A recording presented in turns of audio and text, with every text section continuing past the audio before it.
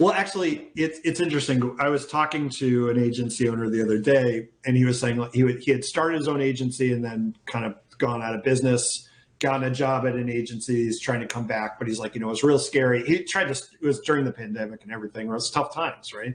And he was like, I'm trying to reach, I don't know, it was like $3K a month SEO service or whatever. He's trying to reach these like really big companies, and he's doing direct outreach, like over LinkedIn. And he was like, it never worked. And everyone tells me that it works. Every coach I've ever had told me to do direct outreach, and I just never figured out how to make it work. And I was like, you're selling to really sophisticated, savvy buyers, really smart people who know marketing. When was the last time anybody of those bought something off a cold email? I haven't watched a webinar in like 5 years, right?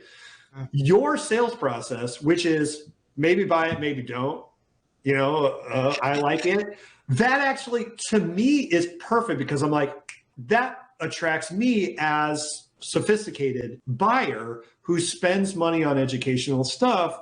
But like, the harder you try to pitch me, the more I pull back, right? Like, I'm not signing up for your 14-piece email autoresponder. Just not. I don't. Yeah. But I'm the same with clients, and this is I think this is what I teach. I am the same. I am not blasé, but I am take it or leave it. It's like, here's the factual position. Here's what I think it could do for you, but I certainly don't want your money unless you're convinced yourself. Exactly. It's not in those words. Well, sometimes I've pitched literally like that.